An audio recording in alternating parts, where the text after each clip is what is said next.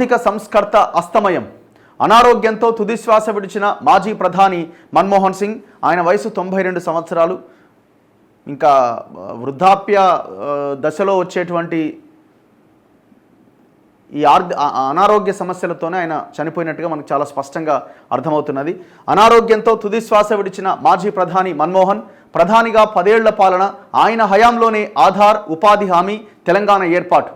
అమెరికాతో అణు ఒప్పందం చేసుకొని సంచలనం రేపిన నేత. రాష్ట్రపతి, ప్రధాని, కాంగ్రెస్ అగ్రనేతల సంతాపం.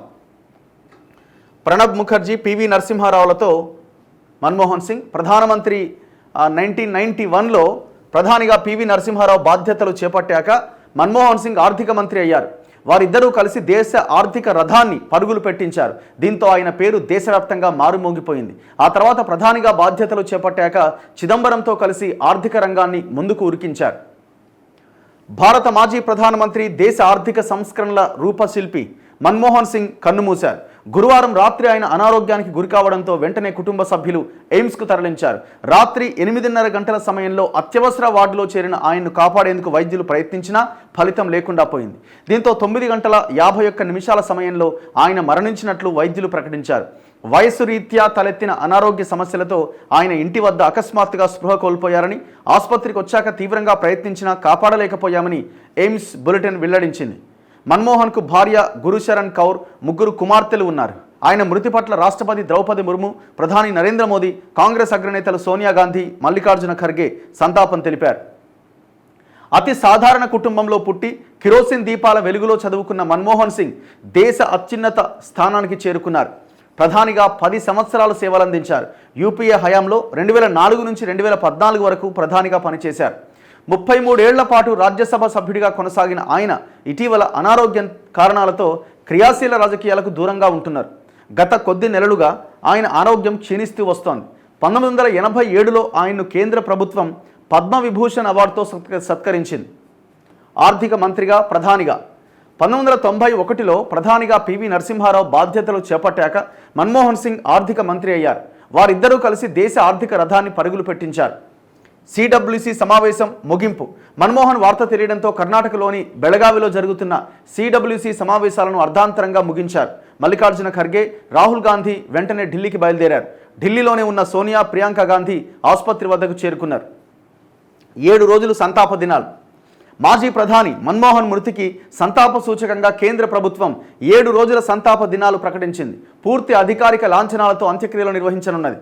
శుక్రవారం ఉదయం 11 గంటలకు కేంద్ర కేబినెట్ సమావేశమై ఆయన మృతికి సంతాపం తెలపనుంది. కాంగ్రెస్ పార్టీ కూడా వచ్చే 7 రోజుల పాటు కార్యక్రమాలన్నింటినీ రద్దు చేసుకున్నది. సో ఇంకా లోపల పేజెస్లో వీళ్ళు ఆయన గురించిన వార్తలు రాశారు. దేశం గర్వించదగ్గ బిడ్డల్లో మన్మోహన్ ఒకరు. భారత ఆర్థిక సంస్కరణల్లో ఆయన పాత్ర కీలకం. రాష్ట్రపతి మాట్లాడారు. అండ్ ప్రజల జీవితాలను మార్చేందుకు మన్మోహన్ విస్తృత చర్యలు చేపట్టారు. ఆయన జ్ఞానం, అణకువ ఎప్పటికీ ఆదర్శనీయమే. అతి సామాన్య మూలాల నుంచి వచ్చి అందరూ గౌరవించే ఆర్థికవేత్తగా ఎదిగారు. ప్రధానమంత్రి నరేంద్ర మోదీ స్టేట్మెంట్. మెంటార్ను, గైడ్ను కోల్పోయాను, రాహుల్ గాంధీ ఇచ్చిన స్టేట్మెంట్. ముఖ్యమంత్రి రేవంత్ రెడ్డి, మన కాలపు అత్యుత్తమ ఆర్థికవేత్త, గొప్ప నేత, సంస్కర్త, నవభారత నిర్మాత మాజీ ప్రధాని డాక్టర్ మన్మోహన్ సింగ్ మృతి దేశానికి తీరని లోటు. విలువలకు, సమగ్రతకు పట్టం కట్టిన మన్మోహన్ నిర్ణయాల్లో మానవీయ విలువలకు ప్రాధాన్యం ఇచ్చేవారు. చరిత్రలో ఆయన స్థానం గొప్పది. ఆయన కుటుంబ సభ్యులకు నా ప్రగాఢ సానుభూతి. సో అందరూ ఇట్లా ఆయన గురించి మాట్లాడుతున్నారు. లోపల పేజెస్లో ఆయన ఏం చేశారు, ఎట్లా ఆయన జీవితం స్టార్ట్ అయింది. 2010లో అమెరికా అధ్యక్షుడు బరాక్ ఒబామాతో కలిసి దిగిన ఫోటో. 2013లో చైనా అధ్యక్షుడు జిన్పింగ్తో మన్మోహన్. 2013లో రష్యా అధ్యక్షుడు పుతిన్ అండ్ నరేంద్ర మోదీతో ముచ్చట్లు. రీసెంట్గా బీజేపీ అగ్రనేత అద్వానీతో మన్మోహన్ సింగ్. సో యాక్చువల్గా 2004లో కూడా ఆయన ఎంపిక కాదు. యాక్చువల్గా సోనియా గాంధీ ప్రధాని కావాల్సిన ప్లేస్లో సుష్మా స్వరాజ్ అనుకుంటాను కదా, సుష్మా స్వరాజ్తో పాటు బీజేపీ వాళ్ళంతా ఇటలీకి చెందిన నాయకురాలని ఎట్లా ఈ దేశం ఆహ్వానిస్తుంది, ఆమె ప్రధానమంత్రి అయితే మేము అసెంబ్లీకి ఇంకొక రకంగా వస్తాం, పార్లమెంట్కి గుండు కొట్టించుకుని వస్తాం, ఇట్లాంటి స్టేట్మెంట్స్ వినిపించిన ఒక పెద్ద దుమారమైంది. సో దీంతో సోనియా గాంధీ మన్మోహన్ సింగ్ని అనూహ్యంగా ఎంపిక చేయడం జరిగింది 2004లో కాంగ్రెస్ యూపీఏ గవర్నమెంట్ వచ్చిన తర్వాత. ఇగో 2004లో కాంగ్రెస్ విజయం సాధించాక ప్రధాని అభ్యర్థిపై అనేక ఊహాగానాలు వచ్చాయి. అయితే అనూహ్యంగా మన్మోహన్ను సోనియా గాంధీ ఎంపిక చేశారు. దీంతో ఆయన మే 22వ తేదీన యూపీఏ తరపున ప్రధాన మంత్రిగా బాధ్యతలు చేపట్టారు.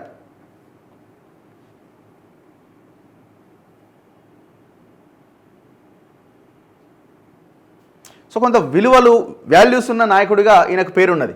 1992లో చోటు చేసుకున్న స్టాక్ ఎక్స్చేంజ్ కుంభకోణానికి నైతిక బాధ్యత వహిస్తూ 93లో ఆర్థిక మంత్రి పదవికి రాజీనామా చేశారు. అయితే ప్రధాని పివి ఆయన్ను వారించారు.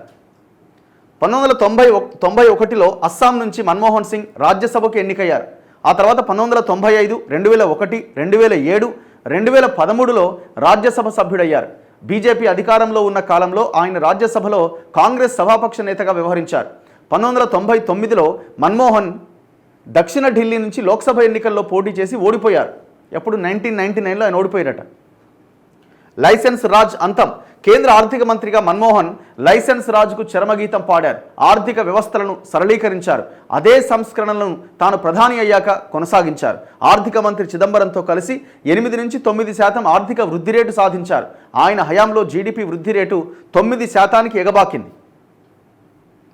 10 ఏళ్ల పాటు ప్రధానమంత్రిగా పనిచేసిన మన్మోహన్ సింగ్ రోజుకు 18 గంటల పాటు అవిశ్రాంతంగా పనిచేసేవారు. ఆయన మాటలు తక్కువ పని ఎక్కువ అనే రీతిలో ఆయన పనితనం ఉండేది. ఎక్కువగా వీళ్ళు 2004 to 2014 కంటే ఎక్కువగా పివి నరసింహారావు ప్రధానిగా, మన్మోహన్ సింగ్ ఆర్థిక మంత్రిగా ఉన్నప్పుడే ఈయన పేరు ఇంకా బలంగా వినిపించింది.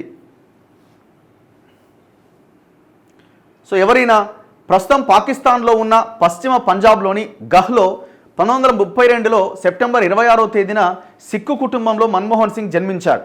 ఆయన తల్లిదండ్రులు అమృత్ కౌర్, గుర్ముఖ్ సింగ్. దేశ విభజన సమయంలో ఆయన కుటుంబం భారత్ వలస వచ్చింది. మన్మోహన్ చిన్న వయసులోనే తల్లి చనిపోవడంతో నానమ్మ వద్ద పెరిగారు. మన్మోహన్ పాఠశాల విద్య ఉర్దూ మీడియంలో కొనసాగింది. దీంతో ప్రధాని అయ్యాక ఆయన తన హిందీ ప్రసంగాలను ఉర్దూలో రాసుకొని చదివేవారు. కొన్నిసార్లు తన మాతృభాష అయిన గుర్ముఖీలో కూడా రాసుకునేవారు.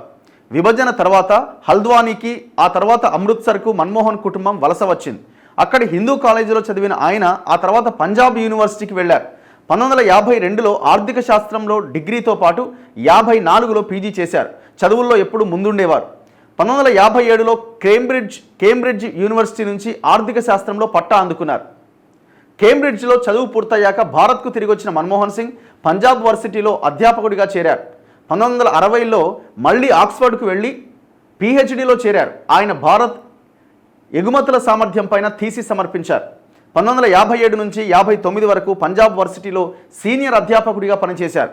59 నుంచి 63 వరకు రీడర్గా సేవలందించారు. 63 నుంచి 65 వరకు ప్రొఫెసర్గా పనిచేశారు. 1966 నుంచి 69 వరకు ఐక్యరాజ్య సమితిలో సేవలందించారు. ఆ తర్వాత విదేశీ వాణిజ్య మంత్రిత్వ శాఖ సలహాదారుడిగా నియమితులయ్యారు. 1969 నుంచి 71 వరకు ఢిల్లీ యూనివర్సిటీ పరిధిలోని ఢిల్లీ స్కూల్ ఆఫ్ ఎకనామిక్స్లో అంతర్జాతీయ వాణిజ్యంలో ప్రొఫెసర్గా సేవలందించారు. ఇట్లా ఆయన గురించి చాలా అద్భుతంగా రాశారు. మొత్తం ఎట్లా ఏం చేశారు, ఆయన హయాంలో ఏమేం జరిగినాయి. దేశంలో 3 కోట్ల మంది చిన్న సన్నకారు రైతులకు 72,000 కోట్ల రుణమాఫీ చేసిన ఘనత మన్మోహన్ సింగ్ ప్రభుత్వానికి దక్కుతుంది. 72,000 crores దేశవ్యాప్తంగా రుణమాఫీ పైన ఆయన సర్కారు తీసుకున్న సాహసోపేత నిర్ణయం కారణంగానే 2009లో యూపీఏ వరుసగా రెండోసారి అధికారంలోకి రాగలిగింది. దాన్ని స్ఫూర్తిగా తీసుకుని ఆ తర్వాత చాలా రాష్ట్ర ప్రభుత్వాలు రైతు రుణమాఫీ హామీతో ఎన్నికలకు వెళ్లి గెలిచాయి. మన్మోహన్ హయాంలోనే విదర్భ, బుందేల్ఖండ్ ప్రాంతాల్లో రైతు ఆత్మహత్యల నివారణ కోసం ప్రత్యేక ప్యాకేజీలు కూడా ప్రకటించారు. సో అదొక చరిత్ర. కుంభకోణాలు కూడా అదే స్థాయిలో కుదిపేసిన మన్మోహన్ సింగ్ సర్కార్ని. ప్రధానిగా మన్మోహన్ 10 ఏళ్ల పదవీ కాలంలో ఎన్నో సంక్షోభాలు తలెత్తినాయి.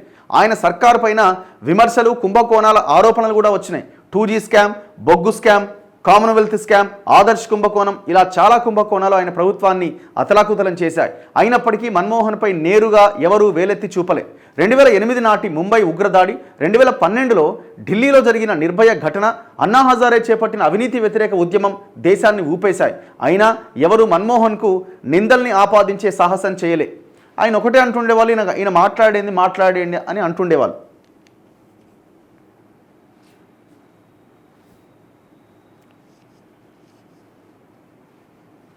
అండ్ దాంతోపాటుగా మన్మోహన్ సింగ్ పాలనా కాలంలోనే దేశంలో 3G, 4G సేవల ప్రారంభంతో మొబైల్ సాంకేతిక విప్లవం ఊపందుకుంది.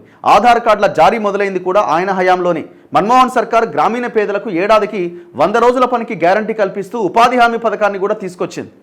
వివిధ పథకాల కింద నగదు సహాయాన్ని ఆధార్ అనుసంధానమైన లబ్ధిదారుల బ్యాంకు ఖాతాల్లోకి నేరుగా బదిలీ చేసే ప్రక్రియ ప్రారంభించింది. ప్రైవేట్ స్కూళ్లలో కొందరు పేద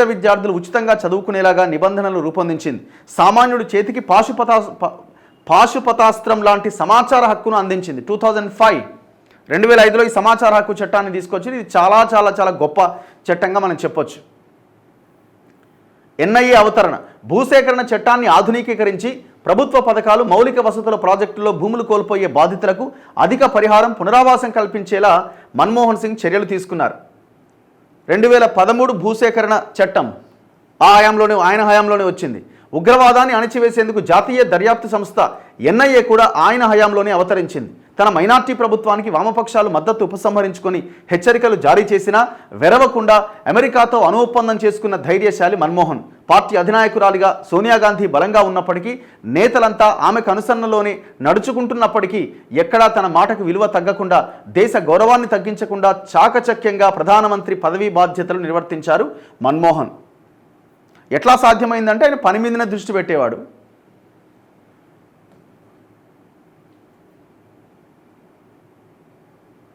ఇంకా చాలా అంశాలు ఉన్నాయి. ఇగో ఇక్కడ చూడండి, బైపాస్ సర్జరీ సమయంలో మినహాయిస్తే 10 ఏళ్ల కాలంలో ఎన్నడూ ఆయన సెలవు పెట్టింది లేదు.